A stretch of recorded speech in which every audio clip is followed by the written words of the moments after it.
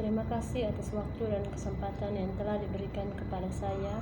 Saya dari kelompok 7 yang terdiri dari 5 orang atas nama Florenciana Octaviana Rina ingin menjelaskan dan mempresentasikan hasil tugas kami tentang teknologi budidaya komoditas jamu mente pada pertanian lahan kering di Nusa Tenggara Timur.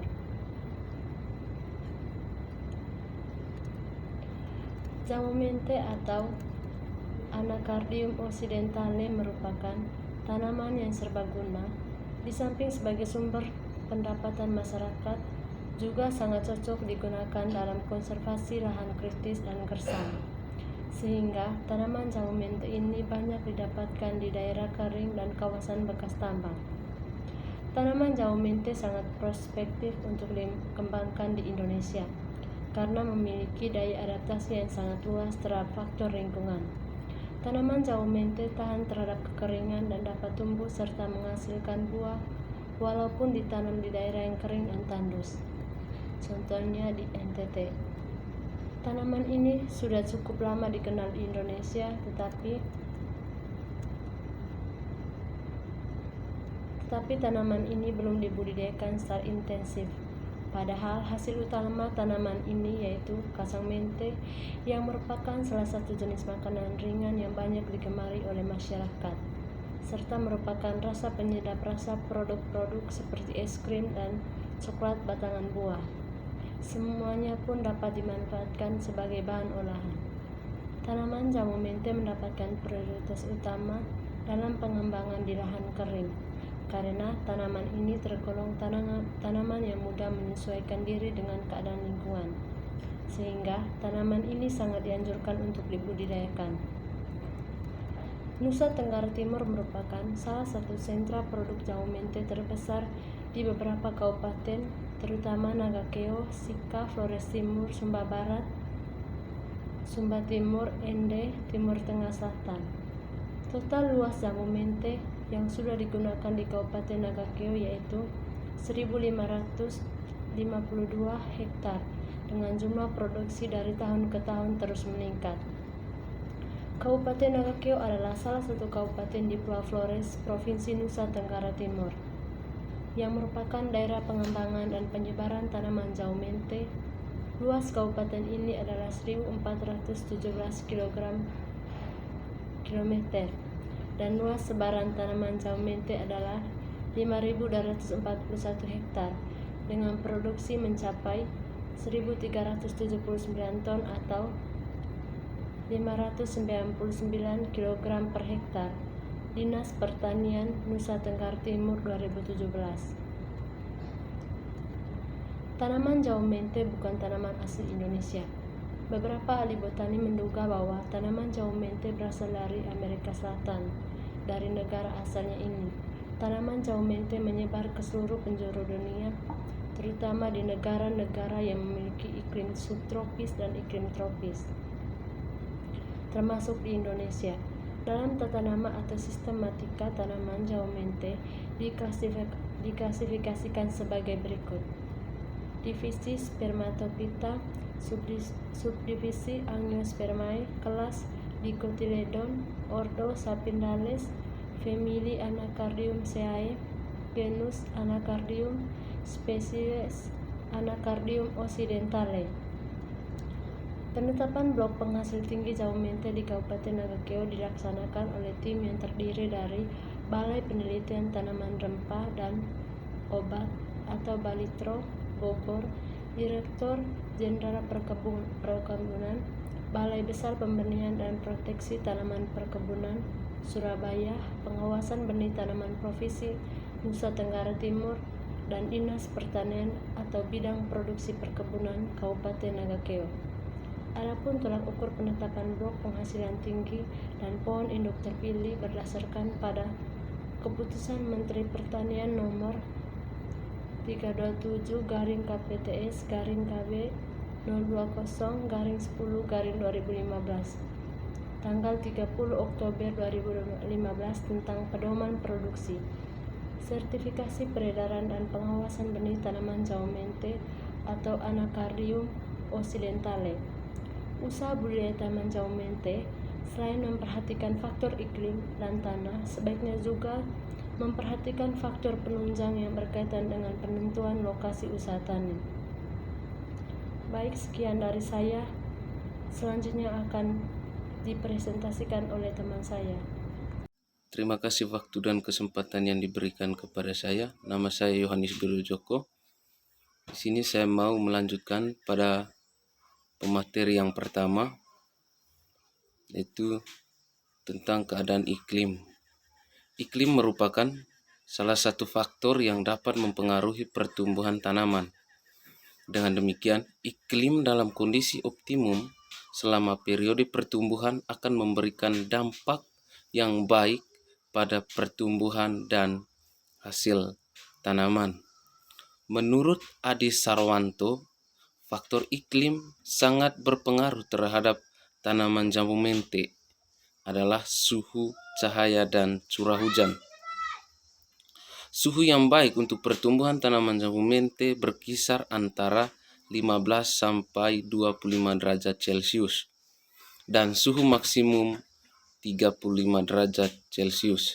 Namun tanaman ini akan tumbuh baik dan produktivitas bila ditanam pada suhu 27 derajat Celcius. Curah hujan untuk budidaya tanaman jambu mente ini adalah pada daerah yang mempunyai jumlah curah hujan secara 1000 sampai 2000 mm per tahun dengan 4 sampai 6 bulan kering. Pembungaan tanaman lebih dipengaruhi oleh musim daripada panjang hari. Di kawasan yang hanya mengalami satu kali musim kemarau, pembungaan hanya terjadi satu kali, yaitu pada awal musim kemarau. Yang pertama, temperatur. Tanaman jambu mente dapat hidup dan tumbuh di dataran rendah ataupun dataran tinggi. Suhu udara yang cocok untuk pertumbuhan tanaman jambu mente adalah antara 170 Celcius sampai 370 Celcius. Yang kedua, curah hujan. Iklim hangat dan kering sangat cocok untuk tanaman jambu mente pada saat pembungaan dan pembentukan buah. Iklim dengan jumlah bulan kering antara 4 sampai 6 bulan dengan curah hujan 1500 sampai 2000 mm per tahun paling cocok untuk pertumbuhan dan pembentukan hasil. Yang ketiga, kelembapan udara. Tingkat kelembapan udara yang cocok untuk tanaman jambu mente adalah berkisar 70% sampai 80%. Namun, tanaman jambu mente masih cukup toleran pada tingkat kelembapan udara antara 60% sampai 70%. Keempat, penyinaran matahari. Penyinaran matahari yang cukup tinggi sepanjang tahun sangat diperlukan oleh tanaman jambu mente untuk pertumbuhan vegetatif dan pertumbuhan generatif. Selain itu, penyinaran matahari yang cukup sangat diperlukan untuk proses fotosintesis tanaman. 2.2 Keadaan tanah. Yang pertama, jenis tanah. Jenis tanah yang cocok untuk budidaya tanaman jambu mente adalah tanah latosal merah yang volumenya dalam, tanah aluvial, tanah laterit, tanah pedsolit, dan tanah regosal. Yang kedua, sifat kimia tanah. Agar keadaan sifat kimia tanah cocok untuk penanaman jambu mente, maka derajat keasaman tanah pada lokasi yang akan ditanami harus diteliti terlebih dahulu. Cara meneliti keasaman tanah dapat dilakukan dengan menggunakan pH meter. Keasaman pH yang rendah kurang dari 5,5. Dapat diatasi dengan pemberian belerang, sedangkan apabila pH tanahnya tinggi lebih dari 6,3 dapat digunakan dengan memberikan pengapuran. 3. Sifat fisik tanah. Sifat fisik tanah yang penting adalah tekstur dan struktur tanah. Tekstur tanah yang cocok untuk tanaman jambu mente adalah tanah yang bertekstur lempung berpasir, liat berpasir, tanah berpasir, dan pasir liat. Sedangkan struktur tanah yang baik untuk tanaman jambu mente adalah tanah yang gembur dan mudah mengikat air atau porus. 4. Sifat biologi tanah. Tanaman jambu mente memerlakukan sifat biologi tanah yang baik. Jika sifat biologi tanah baik, maka produktivitas jambu mente akan menjadi tinggi. Sifat biologis tanah yang baik dicirikan oleh banyaknya bahan organik atau humus dalam tanah dan banyaknya organisme dalam tanah. Yang kelima, ketinggian tempat. Di dataran rendah hingga dataran medium dengan ketinggian tempat 0 sampai 700 meter di atas permukaan laut, tanaman jambu mente dapat tumbuh dengan baik dan berproduksi tinggi. Di dataran tinggi di atas 1000 meter dari permukaan laut, produktivitas tanaman jambu mente makin berkurang. Yang keenam, derajat kemiringan tanah. Secara teknis, tanah yang miring ataupun bergelombang dapat digunakan untuk budidaya tanaman jambu mente, asalkan kemiringannya tidak melebihi 30%. Tanah yang memiliki kemiringan 30% berarti pada jarak 100 meter, perbedaan ketinggian adalah 30 meter. Tanah miring ataupun tanah bergelombang jika akan digunakan untuk usaha penanaman jambu mente harus dibuat teras-teras atau tanggul-tanggul. Oke, itu saja dari saya. Sekian dan terima kasih. Dari 5,5 dapat diatasi dengan pemberian belerang, sedangkan apabila pH tanahnya tinggi lebih dari 6,3 dapat digunakan dengan memberikan pengapuran. 3. Sifat fisik tanah. Sifat fisik tanah yang penting adalah tekstur dan struktur tanah. Tekstur tanah yang cocok untuk tanaman jambu mente adalah tanah yang bertekstur lempung berpasir, liat berpasir, tanah berpasir, dan pasir liat. Sedangkan struktur tanah yang baik untuk tanaman jambu mente adalah tanah yang gembur dan mudah mengikat air atau porus. 4. Sifat biologi tanah. Tanaman jambu mente memerlakukan sifat biologi tanah yang baik. Jika sifat biologi tanah baik, maka produktivitas jambu mente akan menjadi tinggi. Sifat biologis tanah yang baik dicirikan oleh banyaknya bahan organik atau humus dalam tanah dan banyaknya organisme dalam tanah. Yang kelima, ketinggian tempat. Di dataran rendah hingga dataran medium dengan ketinggian tempat 0 sampai 700 meter di atas permukaan laut, tanaman jambu mente dapat tumbuh dengan baik dan berproduksi tinggi. Di dataran tinggi di atas 1000 meter dari permukaan laut, produktivitas tanaman jambu mente makin berkurang. Yang keenam, derajat kemiringan tanah.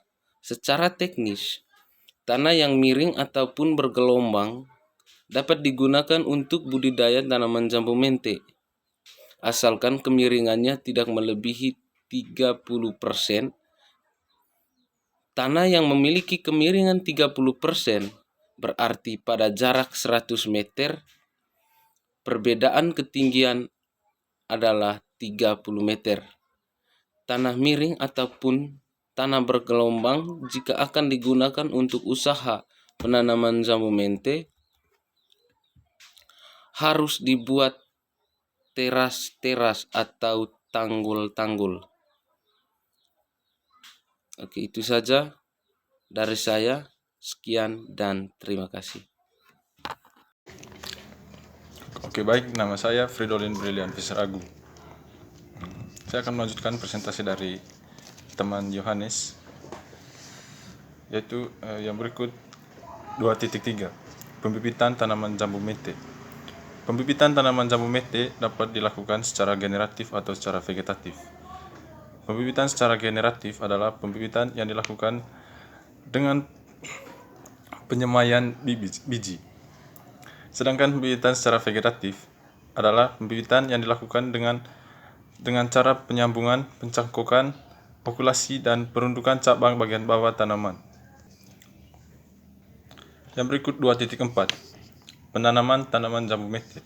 Penanaman tanaman jambu mente dapat dilakukan dengan cara: yang pertama, penentuan saat tanam; yang kedua, persiapan lahan; yang ketiga, penentuan jarak tanam; yang keempat, pembuatan lubang tanam; yang kelima, penanaman; yang keenam, waktu tanam; dan yang ketujuh, penyuluhan.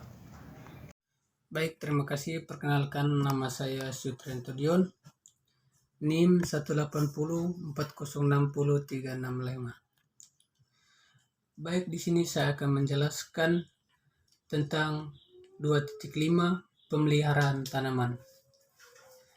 Yang pertama, penyiangan. Rumput atau gulma yang tumbuh di areal perkebunan jambu mente sangat mengganggu pertumbuhan tanaman jambu mente dengan pembentukan hasilnya. Penyiangan rumput atau gulma yang sempurna dapat meningkatkan perkembangan atau tanaman sehingga tanaman tersebut dapat memproduksi luas permukaan tanah dan saat yang sama dapat meningkatkan produksi tanaman. Yang ke-B, pemupukan. Pemupukan bertujuan memberikan unsur makanan yang dibutuhkan oleh tanaman. Unsur-unsur makanan yang diperlukan oleh tanaman dikelompokkan dalam dua kelompok, yaitu unsur makro yang terdiri atas nitrogen, fosfat, kalium, belerang, magnesium, dan kalsium. Unsur mikro terdiri atas molybdenum, tembaga, boron, seng, besi, dan mangan. Pemupukan diberikan 1 kali dalam setahun sebagai pupuk dasar, yakni pada awal atau akhir musim hujan. Bila diberikan pada akhir musim hujan, maka sebaiknya diberikan pada saat masih sedikit turun hujan sehingga dapat membasahi pupuk yang barusan diberikan, agar mempercepat proses perombakannya menjadi senyawa dasar hara yang akan diserap oleh perakaran tanaman jambu mente. Perombakan menjadi senyawa dasar atau hara yang akan diserap oleh tanaman jambu mente. Yang pertama, A. Waktu pemberian pupuk organik cair semua jenis POC pada tanaman jambu mente. Yang pertama, diberikan sebagai pemupukan susulan, yakni dengan interval waktu 2 minggu sekali atau minimal sebulan sekali pada pagi atau sore hari, dengan disemprotkan pada bagian bawah daun atau stomata atau mulut daun. Yang kedua, cara pemberian pupuk organik pada tanaman jambu mente. Pupuk padat atau kompos aktif ataupun bokasi dengan cara digali lubang, larikan atau saluran parit melingkar batas lurus tepat dengan batang ujung daun atau kanopi daun atau tajuk, daun, mahkota daun, kemudian dimasukkan pupuk organik ke dalam lubang larikan tersebut dan ditutup kembali dengan tanah, lalu disiram sampai basah agar mempercepat proses perombakannya menjadi senyawa dasar hara yang akan diserap oleh perakaran tanaman jambu mente. Yang ke B, pupuk organik cair atau POC. Disemprotkan ke seluruh bagian bawah daun tanaman jambu mente dengan membalikkan atau memutar ujung nozzle alat semprot menghadap ke atas agar larutan pupuk organik cair langsung mengenai mulut daun atau stomata tanaman jambu mente. C. Penyiraman. Air merupakan bahan pelarut sel dan merupakan medium untuk pengangkutan unsur hara dalam tanah. Air juga dapat mempertahankan turgor dalam proses transpirasi. Di samping itu, air juga sendiri merupakan unsur hara bagi tanaman. Yang kedua, pemangkasan. Dengan pemangkasan, maka akan terbentuk percabangan yang bagus, tajuk yang luas, dan pohon yang luas. Pemangkasan ini harus dimulai sejak tanaman masih berupa bibit sampai tanaman berubah. Pemangkasan tanaman yang masih berupa bibit hanya dilakukan untuk membuang tunas-tunas sampingnya saja. Yang ke E, perlindungan tanaman. Perlindungan tanaman dari serangan hama dan penyakit pada prinsipnya dapat dilakukan dengan cara-cara sebagai berikut. Yang pertama, tindakan preventif, yaitu mencegah serangan hama dan penyakit dengan melakukan pengelolaan tanah secara insentif. Tanaman dengan jarak tanah yang sesuai, penyiraman dengan air yang sehat, dan penyiangan. Yang B, tindakan kuartif, yaitu mengendalikan serangan hama dan penyakit dengan memelihara atau menyebarkan musuh alami atau predator, membunuh hama secara langsung, memangkas bagian tanaman yang terserang hama atau penyakit dan membakarnya, atau menyemprot tanaman dengan obat-obatan pemberantas hama dan penyakit. Yang berikut 2.6, kendalian hama dan penyakit. Tanaman jambu mente tidak luput dari serangan hama dan penyakit. Beberapa hama yang menyerang tanaman jambu mente antara lain ulat kipas, kutu daun, penggerek batang dan akar. Pengendaliannya dapat dilakukan dengan memungut ulat-ulat yang berkelompok pada daun, lalu memusnahkannya dengan menyemprotkan insektisida, memangkas bagian tanaman yang terserang, serta memoles sekitar permukaan pangkal batang atau akar dengan subsepsi PMC. Begitu pula dengan penyakit yang menyerang tanaman ini, ada beberapa jenis penyakit yang menyerang seperti layu pada bibit, mati pucuk, busuk kering pada buah dan biji. Dapat pula dikendalikan dengan cara pengelolaan tanah secara insentif, penyemprotan dengan fungisida, mendesinfektan benih dan bibit tanaman dengan jarak tanaman yang sesuai serta sanitasi kebun. Terima kasih. 2.7 panen. Jadi proses panennya buah jambu mente ini dilakukan dengan cara memetik atau memungut buah-buah yang sudah jatuh di tanah. Jadi pemanenan. Oke. Jadi proses panen biji jambu mente ini tidak dapat dilakukan secara bersamaan atau dilakukan dengan sekali. Harus dilakukan sekali, dilakukan 5 atau 3 bulan sekali, karena proses pematangan biji jambu mente ini tidak secara bersamaan. 2.8 pasca panen. Pasca panen buah jambu mente dilakukan dengan cara yang pertama, pemisahan buah dari tangkai, yang kedua sortasi dan grading jambu mente, yang ketiga pengeringan biji jambu mente, yang keempat penyimpanan biji jambu mente di gelodong, dan yang kelima pelembapan biji jambu mente. pengambilan kacang mente. Yang ke-7 pengeringan kacang mente. Yang ke-8 pengupasan kulit ari. Yang ke-9 pelembapan mente. Yang ke-10 pengemasan. Oke, baik, dari pengemasan dilakukan dengan menyimpan kacang biji mente. Yang berikutnya itu pemasaran hasil biji mente. Terima kasih, sekian dari saya.